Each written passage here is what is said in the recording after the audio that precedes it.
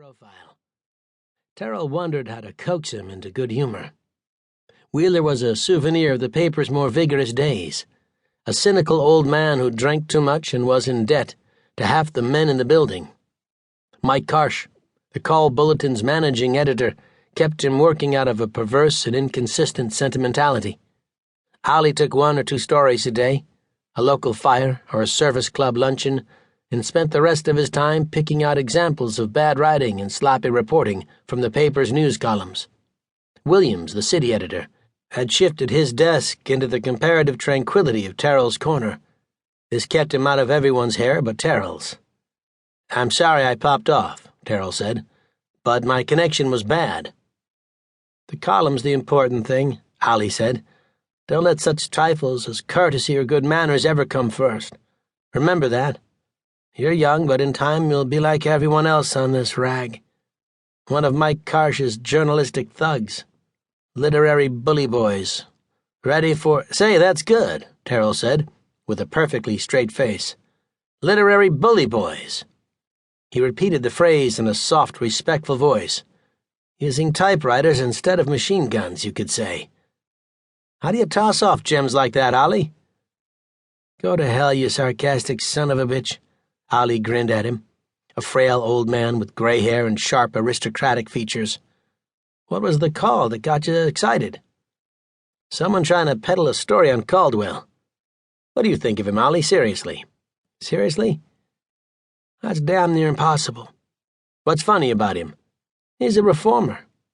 He's given up a highly profitable law practice to run for mayor of this benighted town, and he's got about as much political savvy as a sophisticated Girl Scout. The machine will eat him alive and not even spit back the bones." "Is that funny enough?" Wheeler grinned, but his eyes were melancholy. "Or do you want bladder comedians yet?" "Supposing he wins."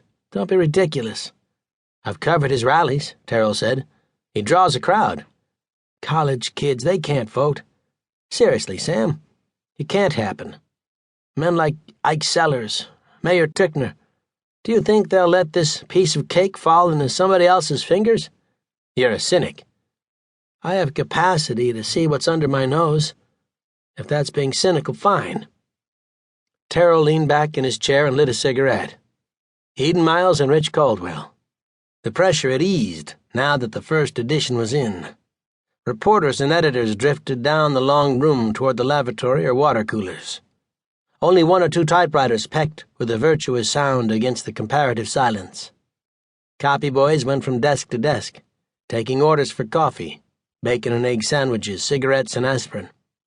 The tension would start building again in half an hour or so, as stories and pictures for the next edition, the postscript, were phoned and wired into the city room. In the welcome silence, Terrell smoked his cigarette in peace. From his corner he had a view of the rewrite section, the copy wheel, and Mike Karsh's huge glass-walled office, which dominated both arms of the L-shaped city room. He was still thinking about Eden Miles and Rich Caldwell, and he knew he was after something good. He didn't bother to analyze or question his intuitions. He just accepted them as facts. They stemmed from his experience as a reporter, his awareness of the significant differences and alliances within the framework of men who ran the city. One set of shiftings and regroupings might leave him cold. Another would alert him instantly. And he was alerted by the combination of Eden Miles and Rich Caldwell. Because Eden Miles had been Frankie Chance's girlfriend, and because Frankie Chance worked for Ike Sellers. Terrell walked down the room and took a chair at the city desk.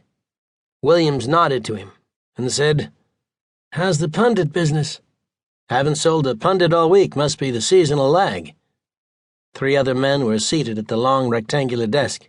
Nellie, a youngster with brush-cut hair, Poole, Williams' top assistant editor, and Frank Tuckerman, a huge and gentle man who dispatched the paper's legmen and radio cars.